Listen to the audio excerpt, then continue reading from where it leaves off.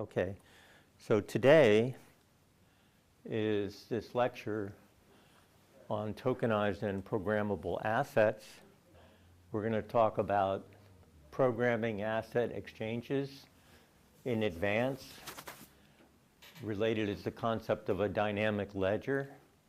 That's in contrast to what we have mostly today, legacy systems where there are trade fails. Despite the advantages of programmability of assets, there are problems nevertheless. But in turn, there are new solutions emerging to handle those lingering problems. In particular, we're going to dig a little deeper into the meaning of tokenization and conditionality.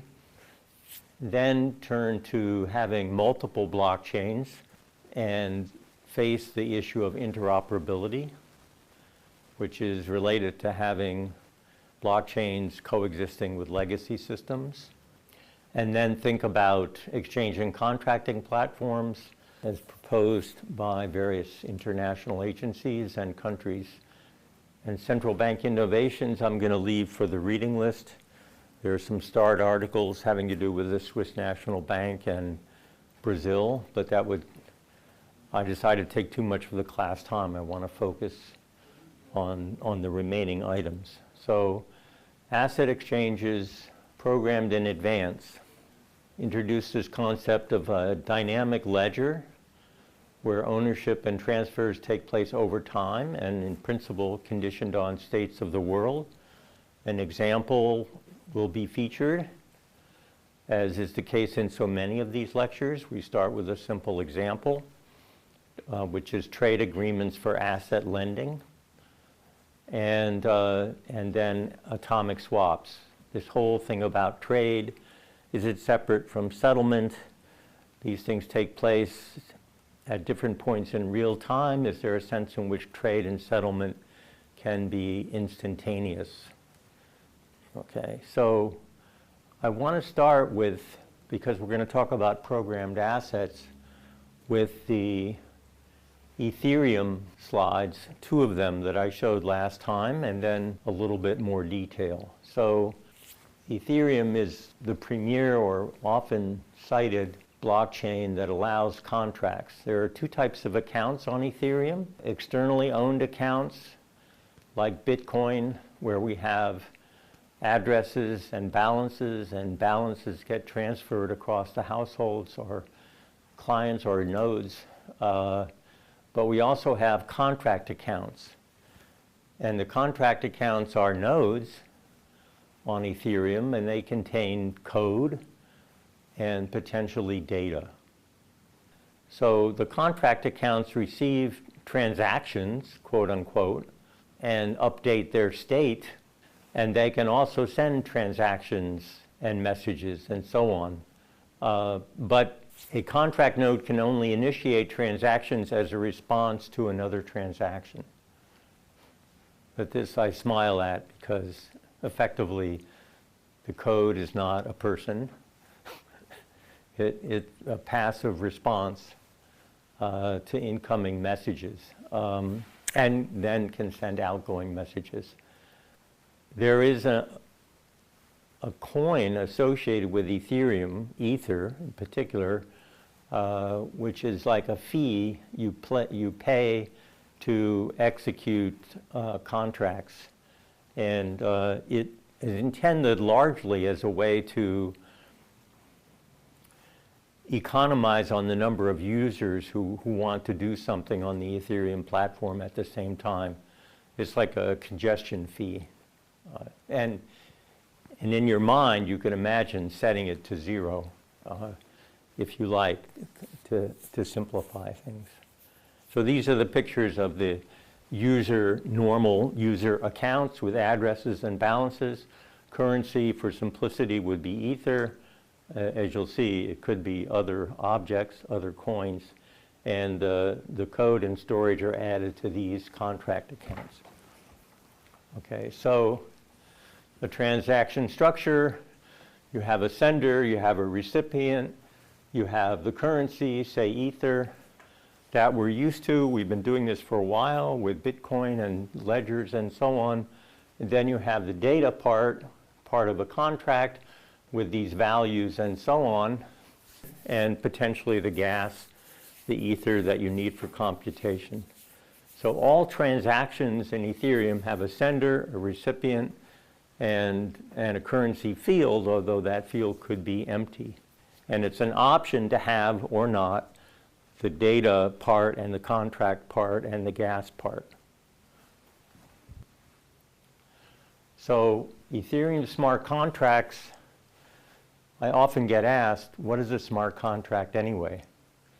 I think you can't really understand what that means without understanding these next two slides, because it has to do with the way the code is executed. A smart contract computes on an Ethereum virtual machine. What is a virtual machine? It has CPU, memory, disk storage, and network interface. And it performs tasks just like a physical machine would, but it's called a virtual machine because it's not physical. It allows administrators to change, in fact, if they wish, the resources the machine is using, the workload based on workload intensity. Another way to put this is that a single server is allowed to operate many separate machines, each with their own resources, like partitioning your computer or having multiple computers in a network. The EVM is Turing complete software. Turing complete means it's any if-then statement can be executed in the code. Not all codes are Turing complete. It's also software, meaning what? That it's not hardware. It emulates hardware. But the software is creating the memory, the disk storage, and the network interface. So anyone can execute code in this trustless ecosystem. And when smart contracts are executed on the Ethereum virtual machine, every node is executing the contract code. It's like every node participant is compiling the contract, which ensures there's consistency across the network. Remember the distributed ledger, it's as if it were a single common ledger, but then distributed to all the participants. The virtual machine, again, is isolated from the rest of the physical machine, so execution failures in EVM cannot harm the host computer. And again, EVM has its native currency, Ether, which is used to pay for transaction fees. So smart contracts are self-executing contracts with the terms of the agreement written into the code. They run on the EVM. They're automatically enforced. They execute the terms of the contract when predetermined conditions are met. Contracts can be reached with these transactions called messages, as I was saying on the first slide. And a message can change the state of the data within a contract. A message could create a new contract or transfer the ether. Contracts are written in a computer code language, which in this case is Solidity. And again, it's Turing complete. And then compiled down to byte code, which is intermediary code that bridges the gap between this high-level source code and the low-level machine code. And machine code is just bits, zeros, and ones, which is the way the computers electronically do things. Okay.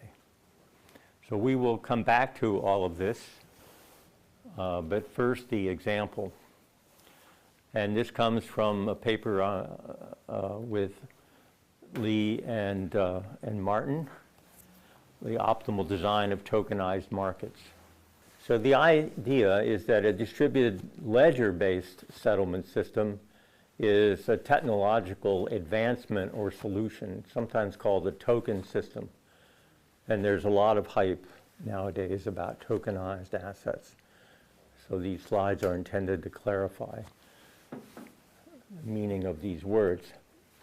Tokenized financial assets on the distributed ledger technology. To anticipate a bit, that's kind of a loaded sentence. You could have assets that are native to the blockchain that originate as part of a smart contract. Or you can have pre-existing assets which are escrowed, and then they have a representation in the code on the blockchain. So the word tokenized could be, depending on how the speaker is using it, he could mean one or the other of these things, and I'll come back to that later. The key thing is the programmability of the assets, as in the smart contract and Ethereum, enables traders to commit to settlement because you're locked in.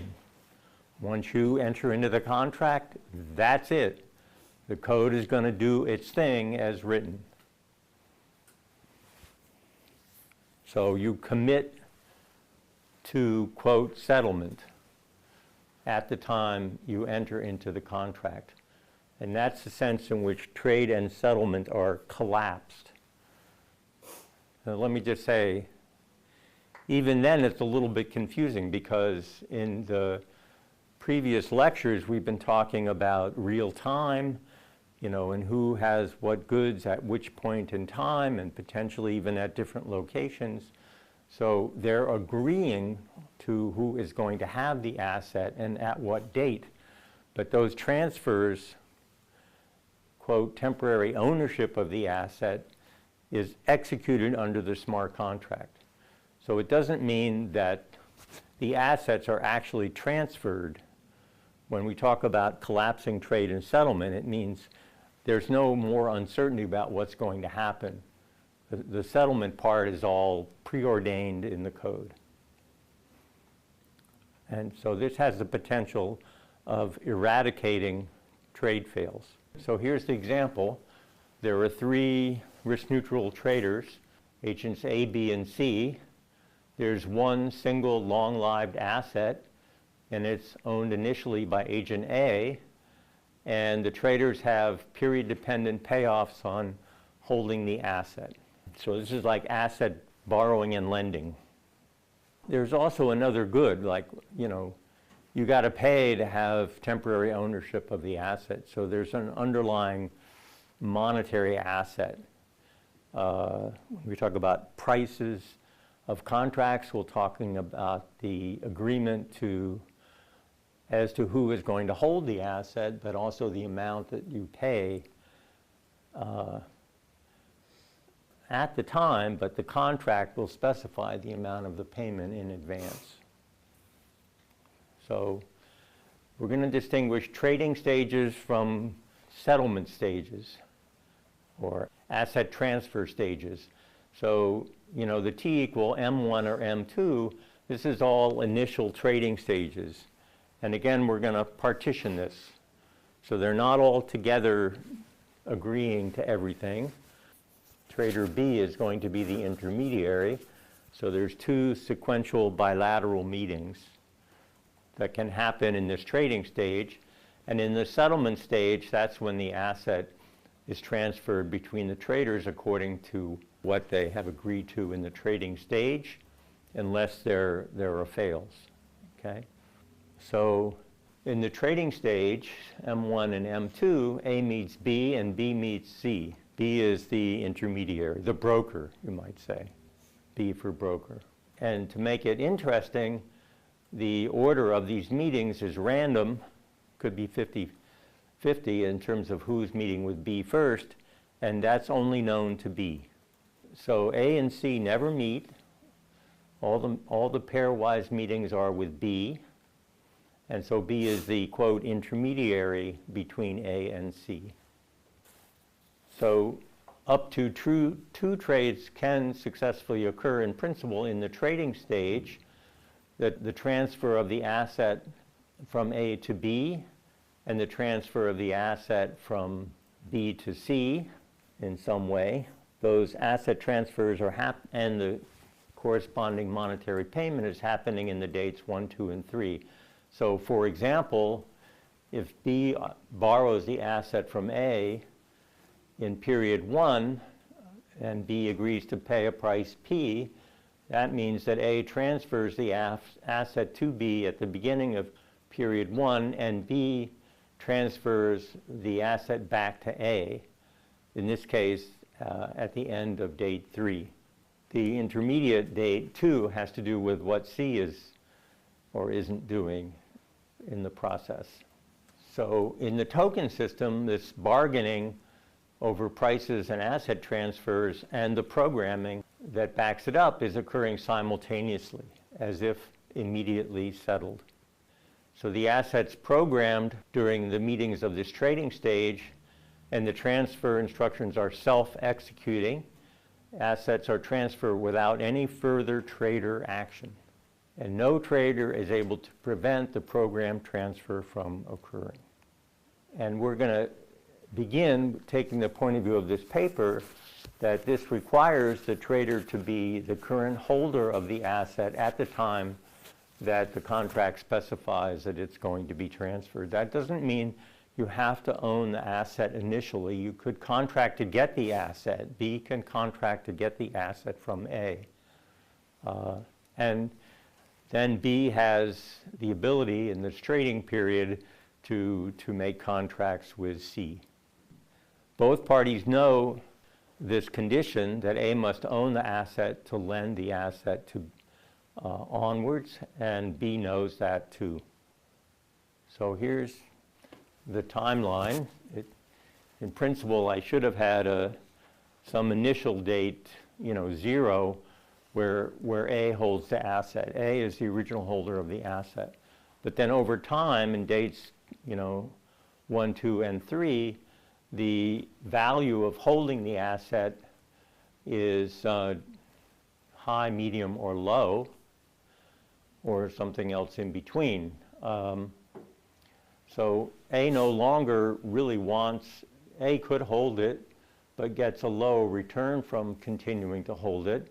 B has a high value for it at date 1, and C has a high value for it at date 2, and then, in principle, A wants it back at date 3. So it's temporary lending of the asset.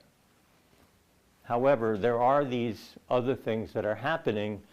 The value that B places for the asset at day 2 is random, and it could be medium with a certain probability lambda sub B or 0 otherwise. And likewise, the value that C places on the asset at day 3 could be high with a certain probability, but 0 otherwise. And these random variables, M tilde and H tilde, are not known initially. They're random variables that get realized at dates 2 and 3. And they're private to the agents. So the target here, given the parameters, is to have B acquire the asset from A, hold it with high utility at date 1, pass the asset to C, who holds it at date 2, and then, now watch yourself here, because it's a bilateral agreement. The agreement between A and B means that the asset has to go back to that. Let me start over. C and B have this contract between dates 2 and 3, and C, if things go, quote, well, would pass the asset back to B, and then B is executing the final leg of its contract at date 3, passing it back to A. So the asset is respecting the bilateral contracts that they have entered into. So this is like the underlying environment. And then we're going to consider legacy systems that allow trade fails and compare that to the token system. So I'll show you how the current financial system operates. We'll talk about the magnitude of these trade fails, including cascades of fails. So in the same underlying economic environment, we can think about settlement in the legacy system. So these traders have entered into the contracts. In this case, the contract between A and B dates 1 and 3, and the contract between B and C dates 2 and 3. At date 3, that H tilde is realized for C, and C can decide whether or not to return the asset to B. Remember, there is this trade agreement between B and C could fail on it because it has a high value for the asset and refuse to return it to B. And at date 2, for that matter, when M tilde, which could be medium or 0, is realized, B is the one deciding whether or not to transfer the asset to C. So let me concentrate first on this, the legacy system in the environment. There's 2 contracts here between A and B spanning dates 1 and 3, and B and C spanning dates 2 and 3. If things go along the no failure path, then B here will make a deal with A and settle it in real time, and then B has the asset. B will settle with C in real time and pass the asset, and then C will settle back with B so that B can fulfill the final leg of the trade with A. But working in reverse, C could settle with B, but C could fail on the contract and not pass the asset back to B. So that would be a failure on that branch. Even if B had settled with C initially to pass the asset, it doesn't. It fails to return it. Or B could fail on its contract with C and doesn't give C the asset all along that they had agreed to. Or back here, B can fail to execute the agreement that it's made with A, in which case, of course, the asset's not going to get transferred to C, and so both of these contracts are failing. So this is like a cascade of failures. This is a bit redundant, but it's kind of useful, which is just to consider in isolation the contract between A and B, as if there were no contract with C. And this is something that wouldn't happen in the equilibrium necessarily, but this is a 2-period contract between A and B. So C is just out of it, and A and B agree to do something under that contract. So there's a lot going on here. The main thing to take away is the possibility of failures, because it's the legacy system.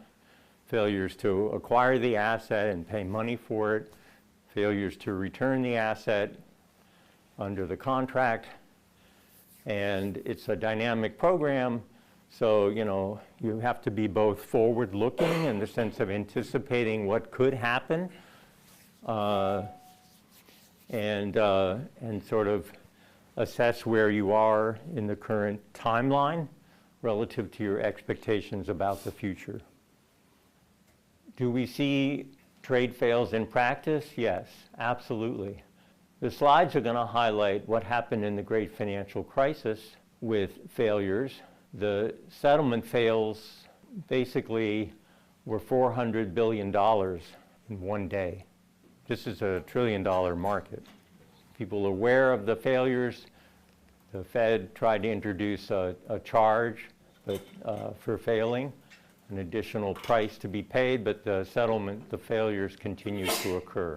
It's not just around the great financial crisis, although the diagram coming in a minute is going to feature that. It's an institution and technological failure of our current legacy systems. Individual traders submit instructions to their corresponding bank these instructions have to do with the trades that they've entered into to, say, to buy securities or sell them. And then it comes time to execute the contracts, even just at the end of the day, and situations have changed. Incentives to settle may have broken down, and the trade fails. So here's a picture of the fails in the great financial crisis, reaching almost $1 trillion, 10,500 billion. And when this slide was created many years ago, the Fed was kind of saying that the increase in liquidity in the system actually helped mitigate subsequent trade fails. But I really ought to update this diagram and show you that trade fails have continued in the US. So why, quote, do these things fail? In a little more detail from Garbade, there's miscommunication possible. A buyer and a seller may not have a common understanding of the trade they thought they entered into, or they may fail to communicate well with their custodian, or they communicated incorrectly with their custodian. So another reason for failure is system failure, as in 1985 with the Bank of New York, or 9/11. There was an initial surge of failures, massive disruption, but it didn't go away even several days subsequently because there were insufficient incentives to resolve the fails. Again, the seller may not have the requisite securities in its commercial bank account, but that's okay as long as they're able to acquire the securities by borrowing in order to deliver them. With cascading failures, you have it says seller, but should be buyer. Buyer's failure to pay the money leads to lack of liquidity in the chain, so the recipient of would-be recipient of the money doesn't have it, and in turn they can't execute other purchases that they were supposed to make. It's an odd typo because in Wall Street, you know, we, meaning me as an economist, I often think of borrowing and lending money with securities as collateral, but their language is, you know, borrowing and lending securities with money as collateral. It's all intertwined. What happened after these years? So basically, if the settlement was not made, then just the other parties have a loss. They can, yeah. And does that seem? So Well, they could try to adjudicate the deal. There are long-term relationships going on, so, you know, you say, okay, maybe not that, maybe at a lower price, some exposed bargaining is going on.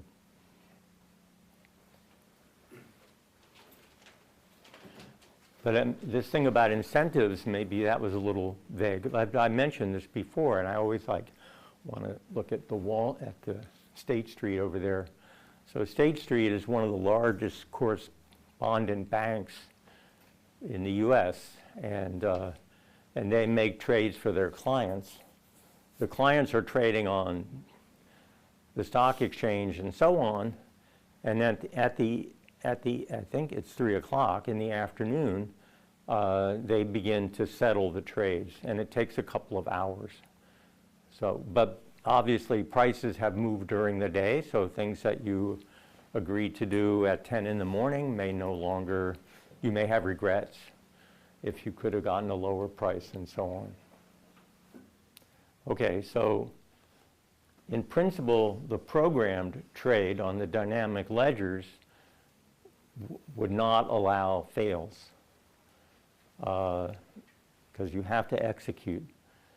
But there are other problems can emerge, namely hold-up problems. It's related to the commitment problem. So B, say, has agreed to lend the asset to C at date 2, and B's valuation of the asset is high, but not at date 1, but not subsequently. Why is B acquiring the asset? B can acquire the asset because it likes holding it for date 1, but B is also anticipating as a broker that it can transfer the asset to C. And these meetings are happening asynchronously, not simultaneously. So B is like a market maker, commits with A to one side of the chain in advance and anticipating its deal with C. In fact, B may pay more than its own underlying valuation of the asset in order to obtain the asset for C, and C, being willing to pay a high price for it. Now, the problem is that if C knows that B has the asset, and so far this is what we're assuming, that B can enter into that contract with C only because B has already entered into the contract with A, and C knows that, then there is this problem that C could say, oh, I got you. You've already got the asset. You don't like it much, and I'm not going to pay you much for it. Kind of pushing right down to the margin at that time. So the legacy system does have some advantages. There's a complete decoupling of trade and settlement. Traders can enter into any contract they want without explicit proof that they can fulfill it. And B, therefore, in the legacy system can hide from C whether or not he's met A, and hence is or is not in control of the asset. So there is an interplay between trade and settlement here. Trading occurs asynchronously, but in the legacy system, there's no transparency over the history of previous trades. So taken in isolation, everything is opaque. Incentive-based settlement is potentially suboptimal, but they either settle or not what they've said they would do based on their underlying, individual shock. So there's flexibility ex post to do as they wish. So this decoupling of trade and settlement actually facilitates the transfer of ownership. Again, there's no longer a hold-up problem because C doesn't know that B has the asset. B is entering into the agreement with C, but C has no way of knowing in the legacy system whether A and B have already met or not. That maybe C and B is the first meeting. And when C and B make this deal, then A will turn around and get the asset from B. Sorry, B will turn around. So there's an advantage in that way. So this diagram is revealing for parameter values, in particular these probabilities of realizations of valuation, lambda B and lambda C. It doesn't matter much if you remember or not what they are. They're just unobserved random variables of valuation. This diagram maps out when the legacy system would dominate and when the token system would dominate. Both can happen. The token system can improve on efficiency, but only if that hold-up problem goes away and the commitment problem is, the limited commitment problem is indeed a big problem. So what's the interpretation of lambda being close to 1? It means what random variable becomes likelier to be high? Say n tilde, or what was it? So lambda, that's that n tilde is high, right? Yeah. Okay. So if both agree that the asset's going to be high value, commitment has positive value. Otherwise, it hasn't. Okay. Good. Okay. So if one system doesn't dominate the other, are there solutions? One solution is direct centralized trading, and a second has to do with encryption. So what we featured so far is this intermediated broker-dealer trading, but we ran into this problem of asynchronicity and information. If we combine trade and settlement together and think about the design of the financial system, we could jump to the idea of having direct trading. In effect, having the buyer and seller be directly matched with each other if they can come to an agreement. rather than having to go through B. So in the same notation, but with this alternative trading arrangement, at the initial trading date t equal M1, B and C simultaneously post ultimatum offers for ownership of the asset at dates 1 and 2 respectively, and at the second date, trading date, A chooses whether or not to accept the offers. So again, probably worthwhile to go back, so B wants the asset, say, at date 1, makes a new deal with A, and then likewise, A over here can make a deal with C for C to have the asset at date 2. And it doesn't go through B. Two bilateral arrangements that A is making with B and C, which does respect this timeline in terms of if they come to a deal, who is holding the asset for what dates. But we're going to call it direct trading. And, just for the sake of argument, we could imagine that there's some cost for direct trading, but certainly if you set that cost to 0, direct trading dominates. There's no hold-up problem anymore. You have all the advantages of full commitment to the agreements you've entered into. So now maybe the hype surrounding tokenization and programmed asset trades is coming into its own in the direct trading system. Sort of more centralized in some sense, in the sense of making bids. But let's come back to tokenization again and think about fungible and non-fungible tokens on Ethereum virtual machine. And then finally, I'll come back to this tokenization with pre-existing assets. So what is ERC? Ethereum Request for Comment. So this was a standard that got created in Ethereum for fungible tokens, created again on the Ethereum blockchain.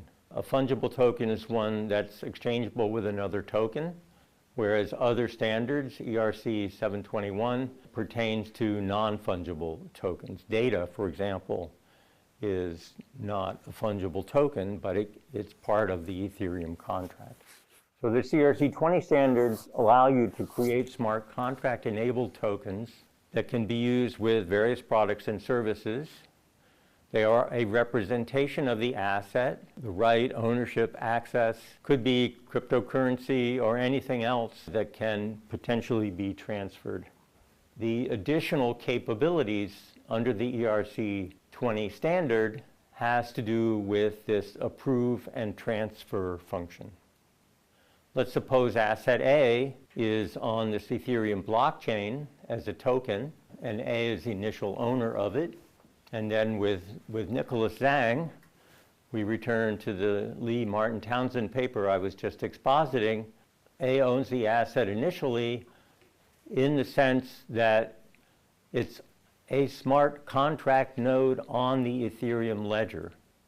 This is not, quote, owned by A as a participant in the sense of the legacy system of carrying it around and deciding what to do with it. It's entirely represented by the code. And at the moment, A is the owner of it. So my emphasis now on the fact that it's a smart contract has to do with this approve and transfer function. And in particular, when A and B meet, and they do say meet first, they can agree on the conditions for B to potentially sell the asset to C at a later stage. But B doesn't want to commit to it. Why? Because of that hold-up problem. B has the right to sell it to C and take it from A effectively. So A approves B to transfer 1 unit of the asset when B chooses to do so. But B, of course, could say, I don't choose to do it.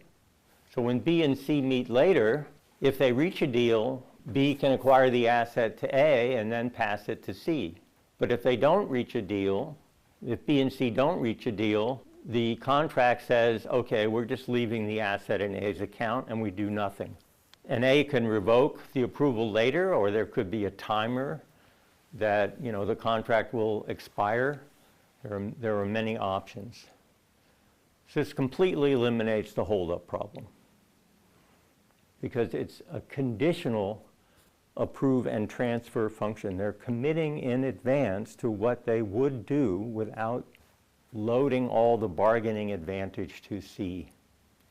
If C chooses to play hardball, B says, fine, I don't have the asset. You can't hold me up. I don't even own it.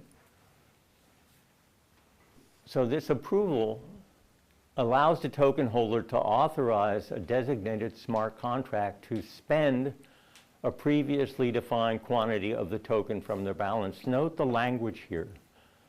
The holder is empowering the smart contract. We're back to those initial slides where these messages are being sent to the contract node. This ERC20 approve method enables the token holders to selectively allow spending for specific purposes or transactions, enhancing the flexibility of the token user. In fact, in other settings, people like or dislike a lot this idea of programmed money. You're putting conditionality onto the object. Like you can only, say, withdraw so much of it, because we're really not sure as regulators that we want unlimited amounts of this stuff around. But in this case, it's this same approval function in the ERC20 standard is being used to direct future to control, consistent with what they've agreed to in the contract, the future flows of the asset. So this is a function, F, a signature approval function that has the address and the amount, and it's an approval function, so it's yes, I approve, or no, I don't. So the spender is the address of the smart contract. It's not the agent, it's the smart contract who's the spender. And the amount is the amount of the token that's permitted to be used on behalf of the token holder. So preview of coming attractions, and this is premature, but I'll mention it nevertheless. These tables 2 and 3, which were here, A is the initial holder, and then a deal made in the smart contract between A and B. What the participants are seeing potentially is gobbledygook. They're just seeing encrypted values. So this is done under homomorphic encryption, which intuitively is an isomorphic space to the underlying true value space that respects things like addition and multiplication. So you can do things in the encrypted space with the code, and the code doesn't really, quote, know, it's not even a person. But if you decipher the underlying function, you can encrypt the amount, have the function operate on the encrypted values, and then decipher it back to the underlying function f. So you achieve equivalent results. And again, I apologize in a way that this is premature, but since I mentioned those values are private, you may be thinking that there's some information leakage going on, but we have the power of homomorphic encryption to completely obscure the state of the... There is a true underlying state, but we're able to partition with encryption to allow sub-parties of contracts to know things that others don't know and cannot decipher. And we have a whole lecture on encryption, which is hardly enough, but I'll go through this in more detail in a couple of lectures. Okay, so let me come back to this interface with legacy assets, where the digital assets are not native. There's a lot of questions that would need to be considered, including rules for issuance of tokenized assets, redemption, access to them, the underlying funds and claims, transfer mechanisms, privacy, interoperability, and so on. And you have to make choices. Depending on those choices, there are implications for safety and efficiency of the arrangement. For example, this comes up with these digital dollars, the stable coins in Circle and so on are supposed to be completely backed by treasuries or underlying liquidity, but if that's not part of the blockchain, then you have to kind of take that on faith. But there's simpler backing, which is you could take, say, an account at the Federal Reserve that a bank has in its reserve account and put it in escrow and issue a corresponding amount of the tokenized asset. And then you have to trust the person holding it in escrow to not mess with it in the interim. So as to guarantee, if you trust it, the one-to-one convertibility of the underlying asset with its tokenized version. So this is written by the BIS. There needs to be clarity on who has a claim to what and what the backing relates to, and so on. CPMI. Okay. So now I want to come to interoperability. And the blockchain technology, as we see it today, is typically fragmented into different blockchains, not just one. And in general, they can't communicate or exchange assets across these chains. Likewise, crypto exchanges are not operating on the blockchain at all, typically. The exchanges maintain liquidity pools on various of the blockchains and exchange balances across the agents. So there is a bit like Agent B in the example, in the sense of having these intermediaries. It's not decentralized. Some decentralized exchanges exist, but they require some kind of conversion between an intermediate currency and the consensus of the intermediate blockchain. So let me take you through some slides on that. The centralized exchanges, like FTX was, you have the two separate blockchains, one for Bitcoin, one for Ethereum, and there's trade going on, but that's going on in these centralized off-chain exchanges. There are some decentralized exchanges in existence, which is like creating a third chain, an intermediate chain. They no longer operate like banks. They don't require trust, but the state of the art is that they're computationally expensive to run, but advances are being made in the design of these DEXs to allow them to scale up and run more efficiently. Chainlink is an example of something having to do with external information. There's an oracle that gives information to the on-chain nodes, but you have to trust the source. Or you gather information from multiple sources, like multiple oracles, and then perform some kind of consensus operation. And these oracles are limited to data retrieval. There's no mechanism for transmission of data. This is like consulting FX markets to get an exchange rate and then bringing that into the blockchain. Layer 0 is a decentralized messaging system that does not require an intermediate blockchain. It enables currency exchange and arbitrary messages between two arbitrary chains. So we have chain A, chain B, somehow each linked to layer 0. And this system will allow a message to be delivered from chain A to chain B only when something got committed to on chain A. So it does get a little bit complicated. Hopefully this picture conveys a little bit more. You have chain A, chain B, and they're both part of a layer 0 ecosystem. So each of these blockchains has a layer 0 node, you might say. And then also you've got these relayers and oracles. And within each chain you've got communicators and validators.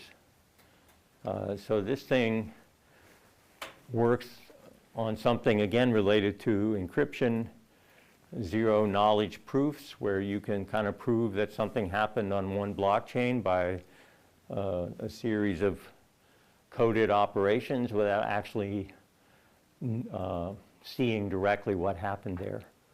So all these things are trying to emulate the strength of having one centralized, one blockchain doing all the operations where you can control the states and monitor the transfers.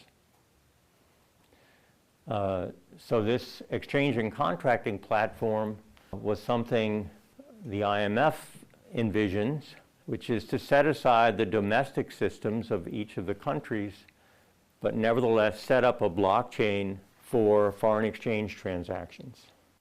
XC being exchange and contracting platform, maybe with an emphasis on the contracting part.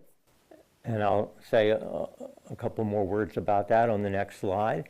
The Bank for International Settlement has now also envisioned something they call a unified ledger, even within countries, and we'll review that carefully.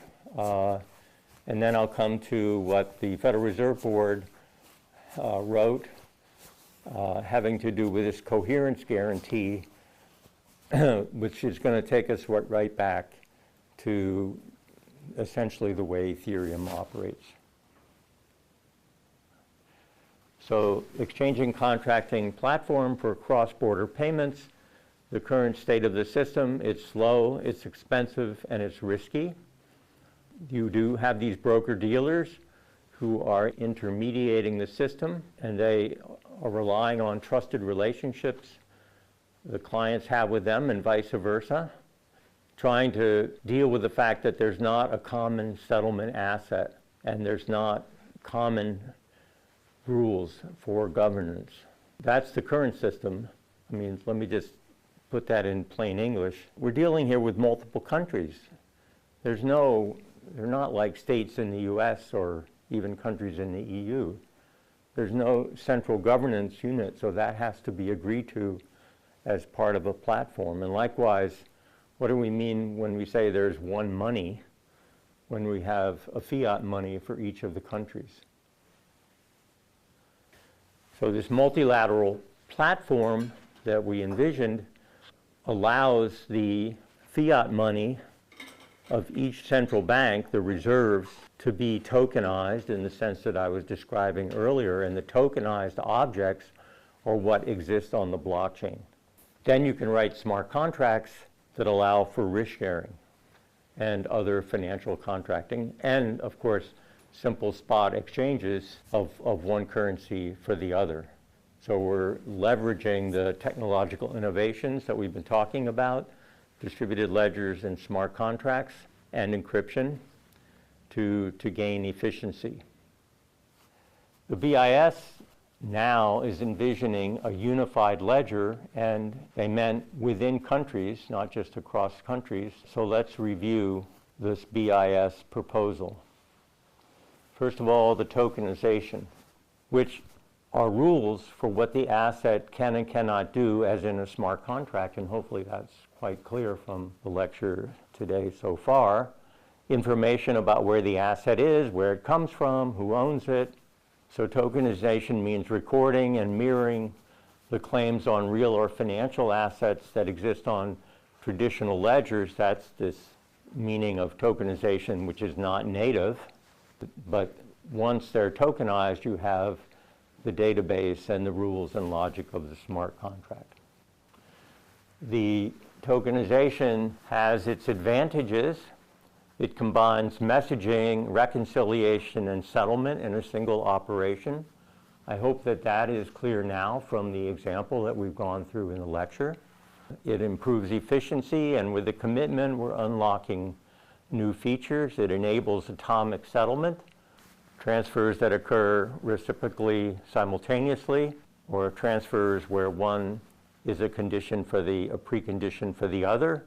It enables contingent performance of actions, as in that transferability and assignment that I was going through, and other things as well. It certainly allows for multiple parties to be doing things with each other simultaneously, not just bilaterally.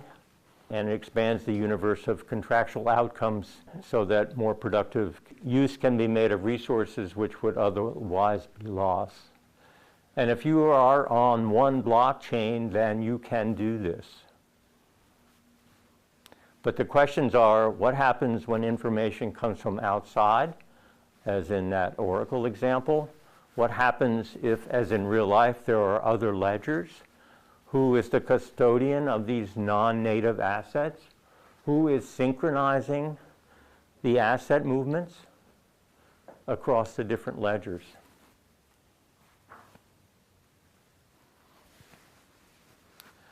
So at this point, the BIS paper starts to talk about tokenizing deposits, meaning commercial bank liabilities, and then makes three claims about why tokenized deposits are better than, say, asset-backed stable coins.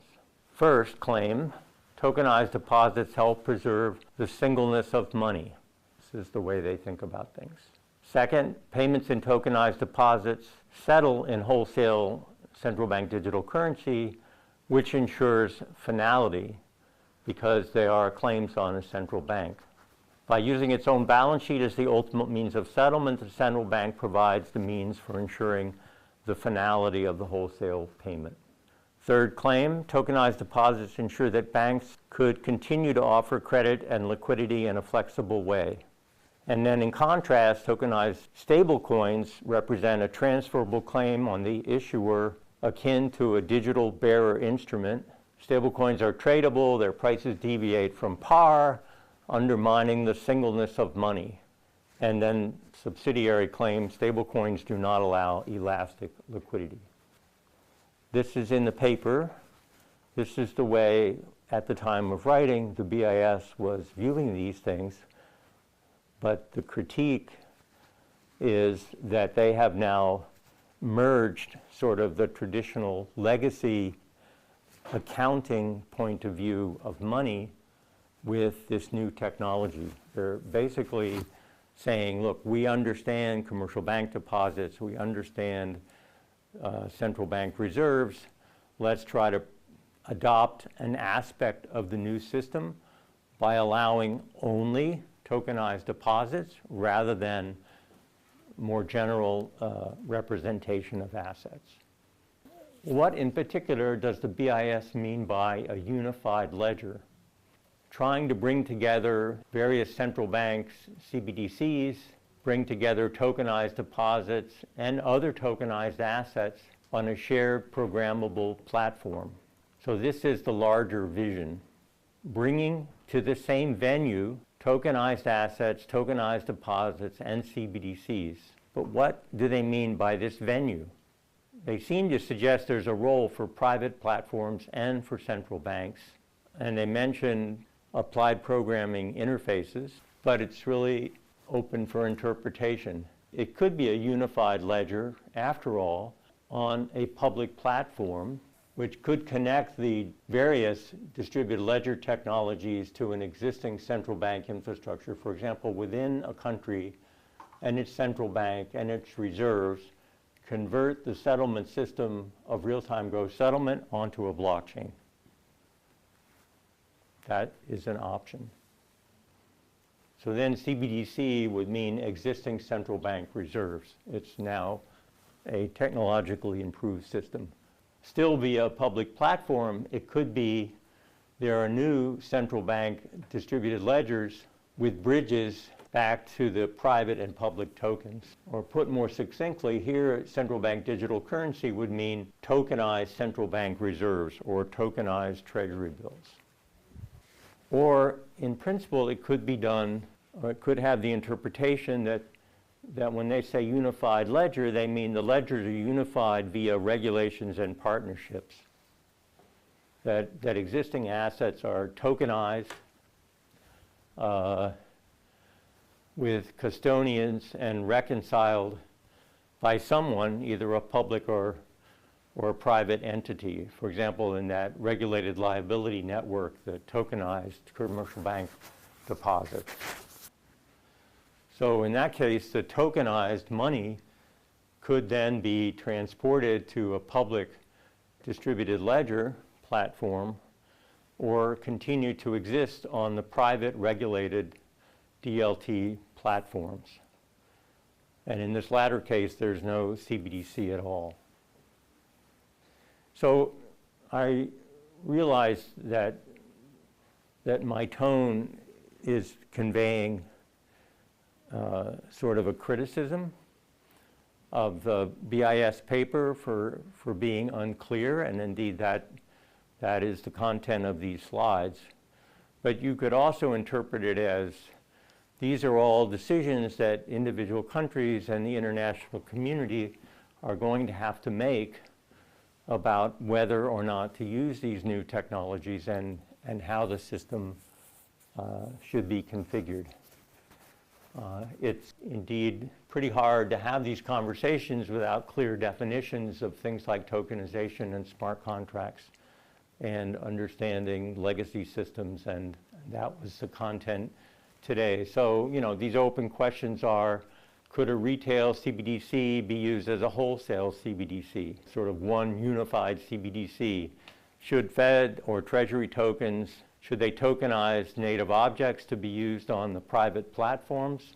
Federal Reserve CBDC, which is what Switzerland did, actually.